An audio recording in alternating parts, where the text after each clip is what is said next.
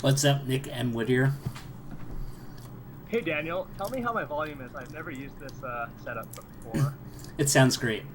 Okay, I have a headset with a mic if need be, but I would prefer not to use it. You're not yelling. Yeah, it's a good volume. I have to put up my XSplit because it's weird. Whenever I put up a Skype call, and I put up it, whenever I take a call from Skype, it lowers my XSplit to nothing.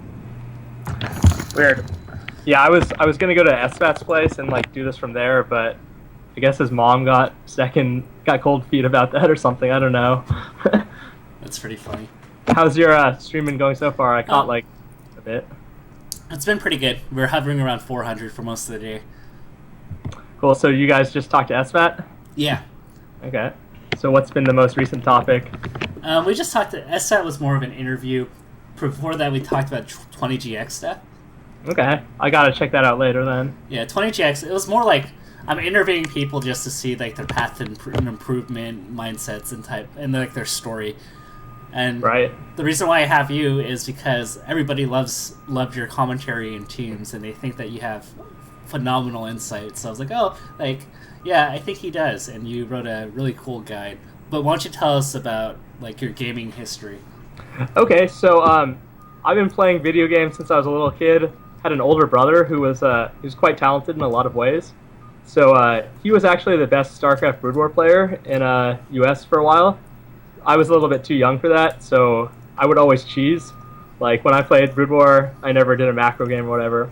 And then I went on to be one of the best American Warcraft 3 players. That was the Blizzard RTS after Brood War. And I'd say there was a good like 3 years or so where I was probably second best in the US. I was kind of like the hungry box where I'd always lose to the Mango. Who like grubby and whatnot? No, I mean within the U.S. Actually, internationally, I did better than the other American players, but still, we kind of sucked on the global scale. You can just imagine, like, think about how SoCal and Melee, like, they're such a strong region because they get to play good people. For me, playing anyone good was a 9-hour time zone difference or greater, so it was really hard to practice. And being a high school kid and shit too. But so I guess what I learned from that is that like even without a lot of practice you can still be good. And I figured out that everyone kind of sucked at practice because there were a lot of motivated players who would lose to me for year after year despite playing a lot more than me. And so that was when I realized that like the amount you practice is a lot less important than the quality of your practice. I remember you cheesed me with. Were you the one that? Or that might have been someone else that was really good at human. It was either you or him that cheesed me with like a tier 2 tower rush push, and I was really upset. I used to cheese a lot, but honestly, Warcraft 3 was more of like a fighting game than a strategy game. You kind of just built armies and like fought. There wasn't really any strategy, so like cheese wasn't looked down on the same way as it was in StarCraft per se. I always got kind of butthurt because the expansion pack really changed the game. But here, why don't we talk about some of the lessons I learned from Warcraft? Because, like, I think I wrote a guide about, like, practicing in Melee, which is more specific, but, like, there's a lot of mindset things that people really struggle with that I think, you know, lets them be scrubs for far too long in Melee. Alright, break it down for us. Okay, so, like, earlier today I heard you talking about, like, video analysis. I think you had some really good stuff to say. PP also has good stuff to say about that. And, the thing is, in 2015, it's actually like an amazingly good time to start playing Melee in that there's so many resources that like you can get really good really fast now, and that just wasn't possible like even maybe 3 or 4 years ago. So as far as articles, I think there's some crucial reading. I'd say there's 5 articles. There's mine, which is NMW's Guide to Getting Good at Melee. There's Wobbles, which is like the 4 aspects of Melee or something like that. PP has one on solo practice and stuff, which I think is really interesting. Lunin has that one. I don't know what it's called. Do you know the Lunin one about like interacting with your opponent and stuff? I remember it. Do you want to repeat it? I'll put it up on the stream. Yeah, actually, maybe I can look it up while we're talking. But Lunin has a big guide about like the player on player aspect. He talks about his matches against Silent Spectre a lot and like the inherent rock paper scissors nature of the game. What are the other ones? Okay, there's the Wobbles has the 4 aspects of Melee. Mine is NMW's Guide to Getting Good at Melee. PP has a guide to solo practice. These are all on Smashboards except mine, by the way. Let's lay up Smashboards Lunin guide. It's kind of sad that the best way to find stuff on Smashboards is Google, but it really is. Have you seen the new link? Is it the library? Yeah. Okay, yeah. So all of this is in the Melee library too, by the way. So I guess just look there. And then the last one is Little England's Guide, which is actually like super comprehensive. I don't know what that one's called either, but I guess just look at the Melee library. Even there's so much stuff there, but like if you read those 5 things, I think that's pretty much like all the thinking you need to do about the game for like 2 or 3 years. Honestly, there's a lot of stuff to help you like get your mindset right. You know, it always starts with tech skill, and then you move on to more advanced things. But okay, so anyway, in a less specific sense, so I think one thing that people struggle a lot about when they're picking up a new game is they're overwhelmed by how much stuff there is. So you really have to like compartmentalize things so that like you focus one thing, master it, then move on to the next. If you're just thinking about everything, like I don't think you should learn to smash the eye in your first month of playing or something. It's just too much. Another thing is that people are really lazy, and I don't mean that just in terms of like the hours they put in. I mean stuff like optimization, like learning to use the claw. Claw is something that like would help people a lot. You know, not being lazy about smash the eye. I'm sure you've played Sung before, and Friendly's that guy smash the eyes like every move. It's crazy. Yeah. Mashing out of grabs, like that's something you should do like every time. You can one pummel is not safe below 50% or something. So I think a lot of times people just kind of autopilot, but autopilot is really like the enemy of conscious improvement. Yeah. So you need the muscle memory to like get your hands in it for the combos, but you never want to like autopilot your neutral game. You're interacting with somebody, so you can't just like spam moves and hope they run into it. That's some 2008 crap. It's kind of crazy because you can get away with it for like such a long time, in my opinion. Especially if you're a spacey with good tech skill. Yeah. So on that note, so you always want to think about 1, why you're doing what you're doing, and then 2, why did it work or why didn't it work. So like, I guess the easiest way for this to come up is you do something dumb and then you think about why it didn't work. You don't want to just shrug things off and be like, oh, that was bullshit. At that, like, okay, excuses, I'm known to John sometimes. I whine about Fox a lot, but like, excuses are the enemy of improvement. You really want the personal responsibility. If you lose because you're bad, it's not because of anything else. So like, I used to play Warcraft, and it was a lot harder in that game because there actually was luck with random item drops and spawns. But like, Melee has next to no luck. It's really just like such a skill game. Losing is your own fault. I heard Nakat say that earlier, and I think it's a really important point. Dude, wait, you mean Goblin landmines aren't my fault? Are my fault? So if you guys never played Warcraft, or if you played an RTS, okay, you have like a base, a spawning thing. There was an item drop that you could get at the beginning of the game that would literally blow up the other guy's base. Shit was really fucking stupid. Okay, another thing. So I've been training some noobs because there's not too many people for me to practice with within like a 30-minute drive of me. So I've been training the more local players.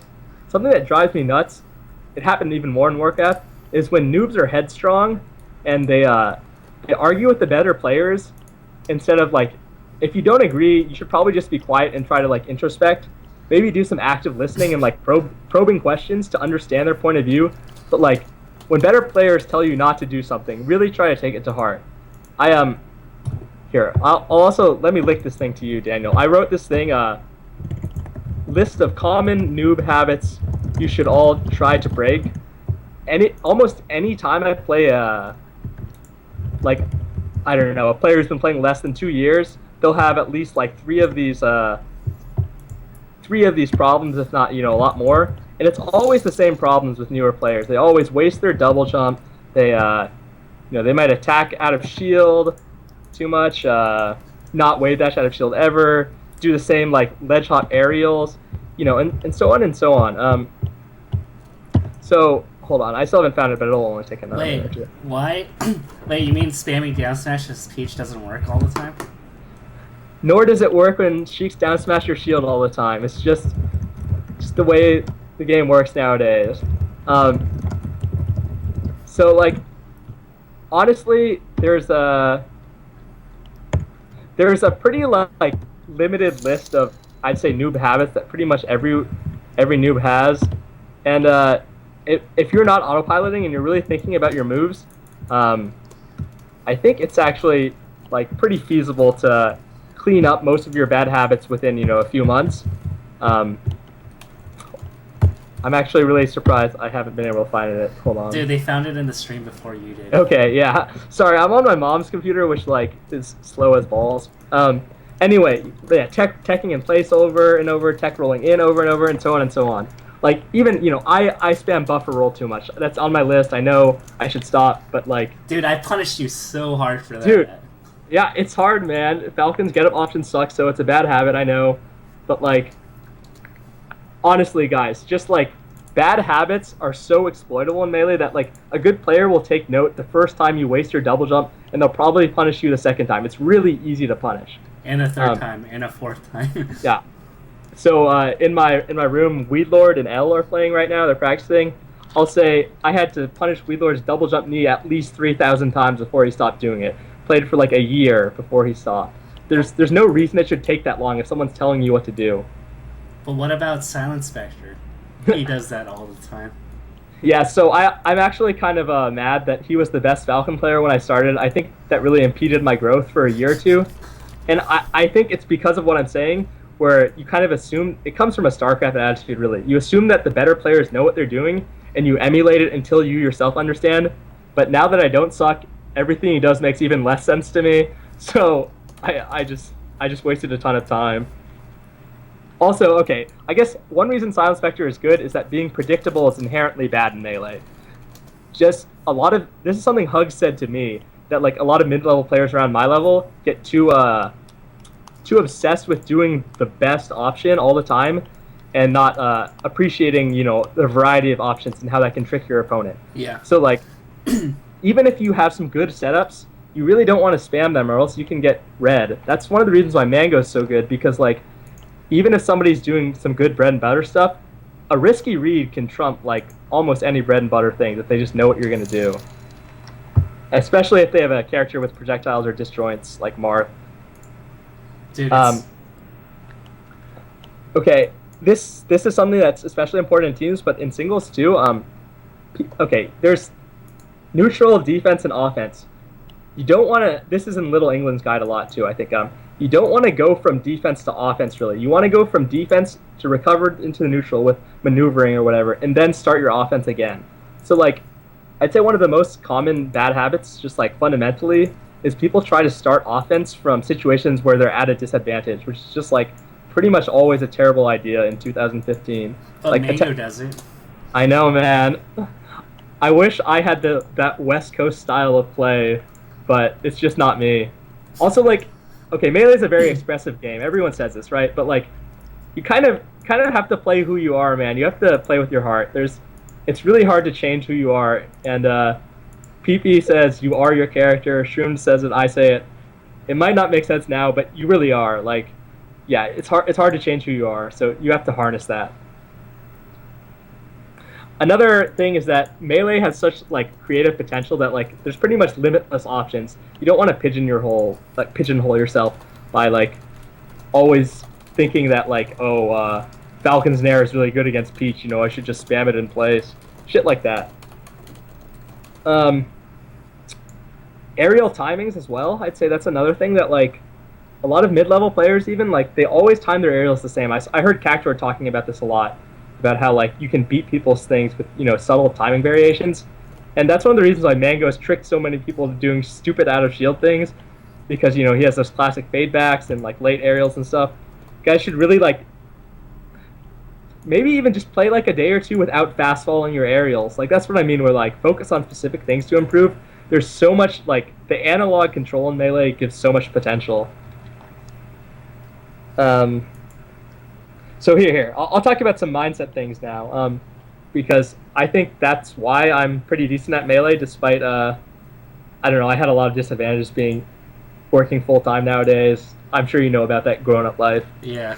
And, just being a little bit older when you start playing makes it harder. These high school kids now are so fast and technical.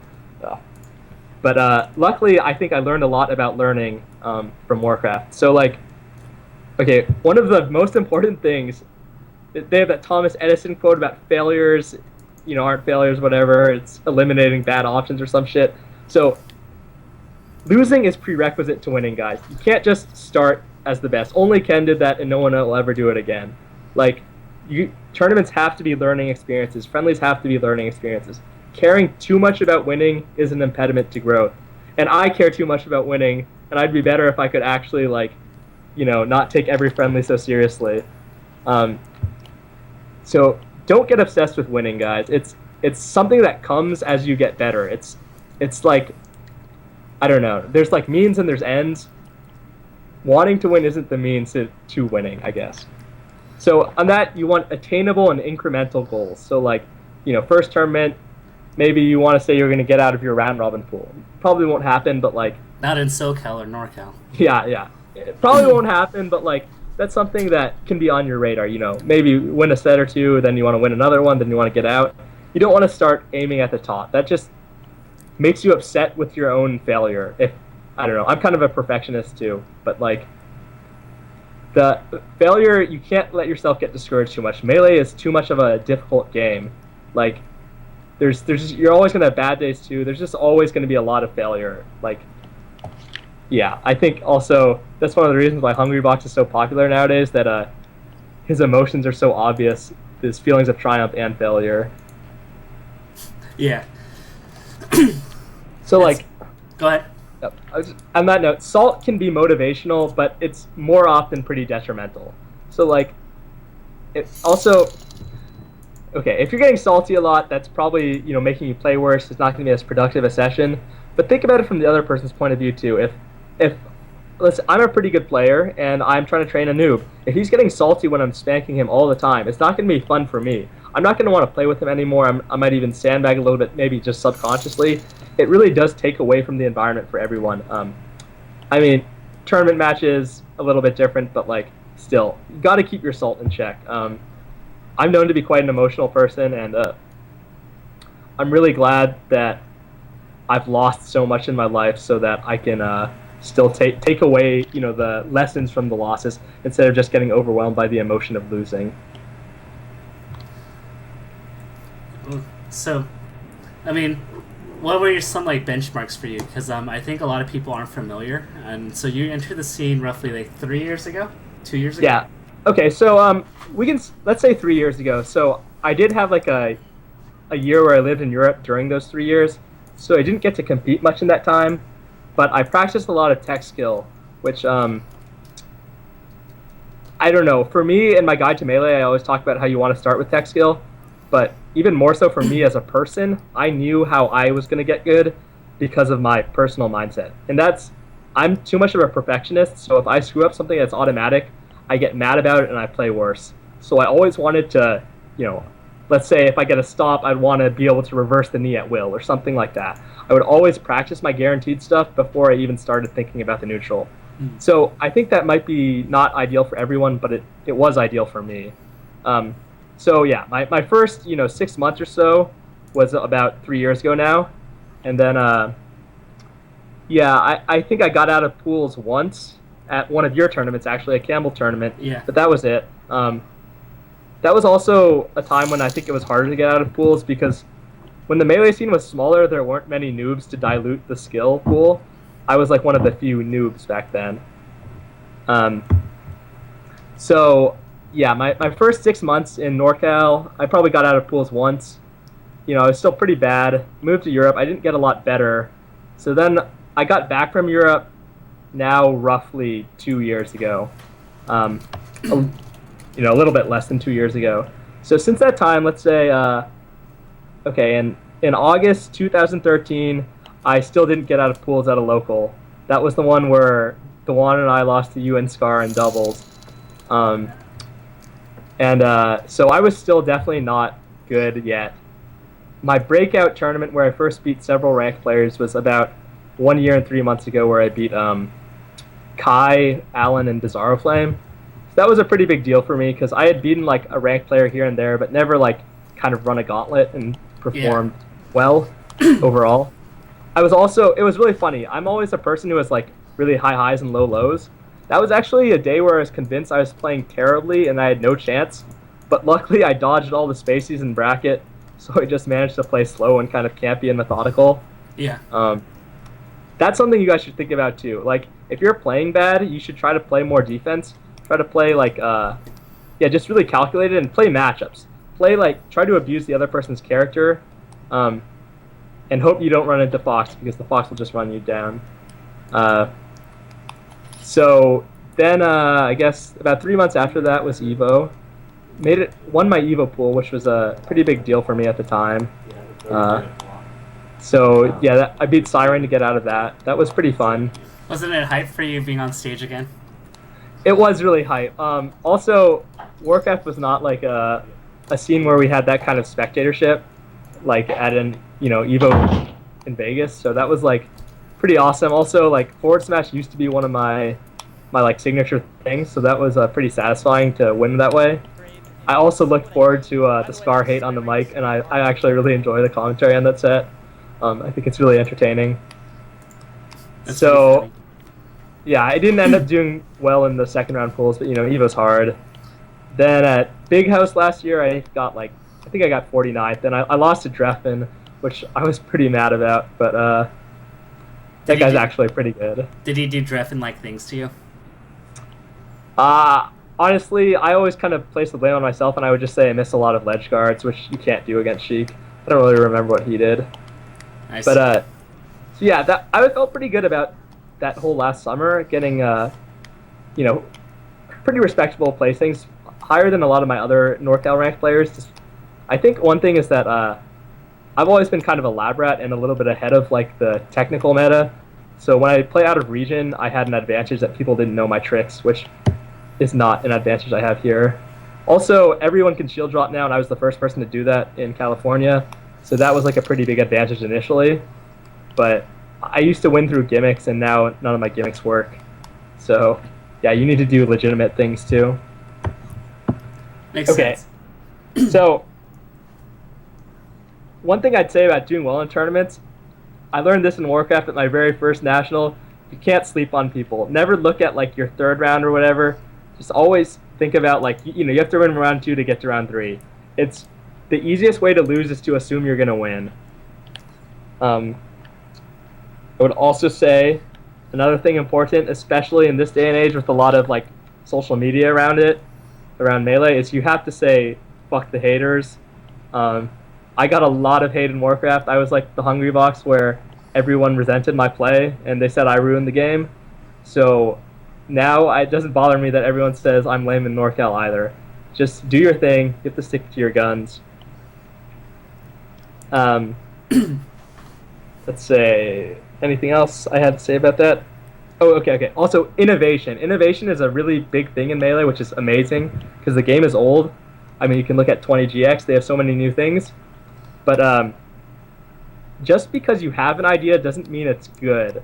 So a lot of times a better player can tell you that something's bad, and you should probably like ask them why or take their word for it, because like they wouldn't say that if they didn't have a reason to think so. They probably do have a better understanding.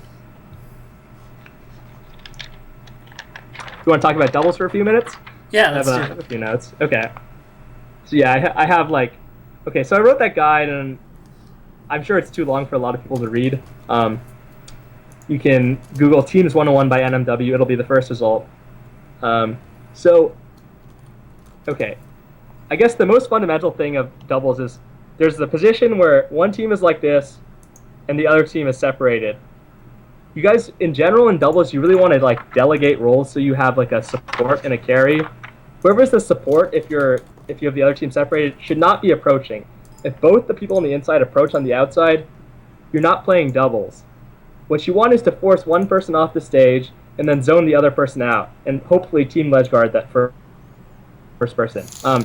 Nothing makes me more angry than when my support approaches the other person, because then they're not playing support.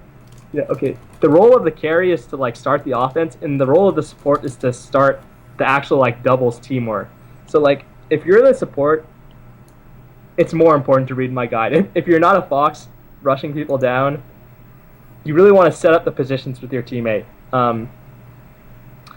I really can't emphasize if you start with somebody as a teammate, talk about who wants to take the lead and try to stick to it. Playing like a 50-50, whoever's in front leads, is actually a lot more complicated.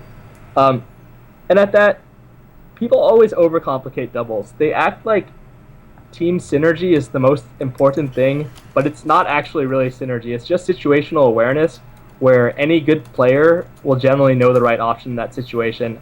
And since not enough people know the good options, they just think it's crazy synergy. That makes sense. Do you have a regular teammate right now? I don't, or in my case. Yeah, so how's that going for you guys? I haven't been attending tournaments, so it's tough to say. You guys got any doubles at Smash Fest and SoCal nowadays? Not really. I haven't been playing at all. I'm a lazy. Yeah, we're the old man smashers. Yeah. Okay, so also, as far as doubles as like a scene not being that big, guys got to remember that it starts at the lowest levels. If you have 4 people at a Smash Fest and 1 TV, unless you're like 4 top singles players, you should probably play doubles. It'll be fun. You guys can actually learn to play it, and like you might have a teammate for the next tournament. But most importantly, if you're not good, it's always better to be playing than watching or whatever. Like, because their first year or 2 of playing Melee is almost invariably learning to control your character. Yeah. It's just like you're not even really playing the game. You're not playing the neutral or something until you have perfect control. Basically, you benefit so much more from just running around and controlling your character than you do from trying to pick apart the neutral game. So, go ahead. What are some key things that, basic things that people miss out on? Okay, doubles. Time is the most important resource. So every time you get a hit, you earn yourself time to assess the whole screen and see where you should position yourself. So for instance, if you're a Marth and you up tilt someone, it's almost always going to be a bad idea to position yourself to cover their landing. What you want to do is position yourself with your teammate to double team the other person, because you've earned yourself the time. Whenever you position yourself for like some kind of protracted follow-up positional thing, that's just almost always bad. You don't have the time to do those things. Similarly, like if a Sheik is poofing onto the stage and you back air her as Fox like 4 times, you're wasting time where you can be double teaming the other person. It's like, don't get greedy with follow-ups. You have to know when to let them go. And it's kind of a selfish thing too, where if somebody is winning like their exchange with the other person, they think they're doing well, but it's actually not really the case at all. The more important thing is to use the time you earn through your hits to set up double teams, because the amount of damage you can do in a 2-on-1 in 20 frames is absurd. You could compared to actually stray hits. So for characters like Marth and Sheik, this is especially true because their follow-ups aren't usually like direct combos. They're more positional things. Right. So my rule of thumb personally is if direct combo follow-up, then go for it. This is for me as Falcon. If it's like a reset, if there's a single reset with tech chase or something, don't commit to it. Just ever. That's what I always tell. I'm trying to train Weedlord in my room right now to be my teammate. I tell him this every time we play, and it's really hard to get through new players' heads. You mean I can't just zero to death with tech chasing? Yeah, man. If I land a hit, I'm just gonna go hard. It's if the only character that can do something like that is Fox, and probably with double Fox is the only composition where that's a viable strategy. At that, team ledge guards are really, really easy, guys. Whoever's closer to the ledge should grab the ledge, and the other person should cover the onstage option. It's like pretty much the same situation with almost any composition. It disgusts me how often I see people screw up like really easy ledge guards. Given, some characters like Fox can have a lot of angles, sometimes it's hard, but usually it isn't. And also, on the time as a resource note, never try to ledge guard Puff, Peach, or Samus. You're just wasting your time. Double team their partner every single time. It's just like, I mean, double floaties kind of throws these rules out the windows, but luckily not many people play double floaties. Yeah, usually when I play against like floaty plus fast bowler, we just hit the floaty away and then run to the other side and double team. And then if the floaty comes back, we just hit him again. Right, and floaties are bad at approaching, so pretty much any character can zone them out somewhat well with back airs. Like, you don't want to ever be running towards the floaty. You want to make them feel obligated to come towards you and then hit them away. It's just like pretty universal. Okay, I guess one last strategic pitfall that I'd like to mention is that focus the weaker player is a really dangerous mentality. So I guess I didn't talk about doubles as a benchmark at all, but in doubles I've recently started finally I feel like performing like as well as I would like. So L and I got 5th at I'm Not Yelling, and on paper we should have gotten a lot lower. Where higher ranked teams who have good synergy lost to us. We had to beat the Wombo Combo team, Jeff and Mitchell, and we beat Homemade Waffles and Alan, who got top 8 at Apex. So okay, focus the weaker player is really dangerous. As a player who sometimes has a bit of an ego, you don't want to just think you're going to run over one player. L and I, who I just said, we got 5th at I'm Not Yelling. We lose to Pew Pew Yu and his girlfriend every single time. And I think one of the big reasons is we used to always try to beat up on Susanna. You really don't want to squander your time. You still want to double team the fast faller. Double team the Fox is like almost always the best strategy unless there's a Falco. And just to demonstrate, I guess what I'm saying there, Zoo and Pew Pew Yu were like 1/10 as hard as Pew Pew Yu and his girlfriend. Just wrap your minds around that for a second. That like 2 of the best single players in the world are harder than some guy and his girlfriend. Like, go watch those sets if you don't believe me. It's way closer against Zoo and Pew Pew Yu than it's ever been against Pew Pew Yu and Susie 420. Susie 420 is just really good, man. Yeah, she is. And I watched like Scar and Daryl get like 6 stocked by Susie and Kevin also. Like, everyone always thinks they're gonna run over Susie and then Kevin runs them over. You can't get selfish like that in teams. You have to like still do the right strategy almost all the time. The only time I'd say double team the weaker player is better is if they play Falco. Also, I guess that's a good heuristic. Always double team Falco if you can. Especially because Falco makes it impossible to double team his teammate because of stupid lasers. Yeah. It's a good a universal strategy, I would say. That's pretty funny. Yeah, the power of love and friendship take you places, man. Probably the most heartbreaking set I ever saw was the power of love, Pew Pew Yu and SFAT losing to the power of hate, Hax and Leffen at MLG last year. Never been so sad over a set in my life. So Double Fox. Also because I think they 5 or 6 stocked them game 1 and they still lost the set. Oh, painful. Anyway, I think that's about all I have to say. Anything you want to ask? Like, what was it like to be in esports and actually like have like decent wages that you were making a living off of it? Yeah, we used to actually make quite a lot of money. I'm surprised how much we made. Honestly, once a game becomes like the way you live, it kind of becomes more like a job than a game. So I've made very little effort to like, I don't know, market myself or like try to carry on that, but I'd be lying if I didn't say I was a little bit jealous of some of my friends. Like, I was in a clan with Freak back in the day. Freak and I were actually like pretty close friends a decade ago, and he's obviously done very well for himself. But I don't know, man. It was never really for me. And my brother was the same way. I don't think he ever really wanted the internet fame. I actually think it's amazing that Melee's gotten to a point where I have like some fans now just for being myself. I was like a really, I guess you'd say, insecure teenager when I was a Warcraft star or whatever. But now, like, we have a Foundry stream where I just get to, drink and dick around, and people like it. So I really like the way the scene is right now in Melee. I think it's amazing.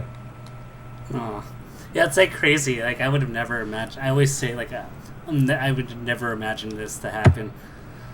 Yeah, I didn't imagine it happened when I started Melee. I thought, maybe we just play the game for a few years. Maybe I'd be beating Dewan someday. That was like the extent of my goals. So I'll say I also happen to live in the one region, NorCal, where we still have like our pretty grassroots, like, fuck the haters stream, where we don't really like try to be esports or appeal to people, just do our own thing. I like that, but I feel like there are certain people on that stream that try too hard, and it's not within their personality to be like F the haters, and it just comes off very like you're trying way too hard to not be esports. I'll be honest, I even feel that sometimes, like, I don't like the pressure to be non-esports on the stream, because ultimately I'm on Melee commentary because I love talking about Melee. So if somebody tells me, like, don't talk about the match at the Foundry, I always get fucking annoyed because I still like watching the matches, man. I just love Melee. That said, it's kind of funny how originally I was like the Foundry drunk. I was like the one who was a drunk guy on the mic, and now I guess I've been supplanted in that role because Shroomed is now that guy, and I'm usually sober. Dude, you can't replace Shroomed. Yeah, I know, man. Oh, okay. I think that seems like a good place to call it a session. All right, cool. Okay. Well, thanks for having me, Daniel. Thanks for coming on. And so, where can people do the shameless? You can shamelessly. Oh yeah. So also, I hope you guys didn't mind me talking continuously the whole time. I know Daniel didn't get to do much talking. I don't know. Anyway, follow me at NM Whittier, NMWHITTIER. That's on Twitter. And, I got an Ask.fm recently. I think it's actually a really cool site. You guys can ask me questions there at NMW Falcon. I think it's actually really underused in the community. Probably S2J and Laudandus, and you being the other people who use it a lot. Prague? Okay, I haven't seen Prague's. No, Prague has a meta. He has a separate Twitter account for his Ask.fm. It's called Ask Prague. I'll check that out. Oh, also, just the Showdown plug. Guys, please follow or subscribe to Showdown Smash in general. I think we really have the best stream in NorCal. I mean, I think our NorCal stream is the best Melee stream, so I would really like to see it get bigger and bigger. Dude, when I see, closing thought, whenever I see Spencer manage to stream, it looks like he's playing StarCraft. Yeah, dude, that guy's like board in front of him is crazy. We will be having a local tomorrow, and it will not be streamed by Spencer, which is always tragic. Ah. Yeah, I'll plug the actual stream on my Twitter if you guys are still interested in watching. And what is your Twitter? Yeah, at NM Whittier, NMWHITTIER. All right, very nice. Okay. Well, it was very nice having you. Thanks for coming on NMW, and have fun tonight. Had a good time. Thanks.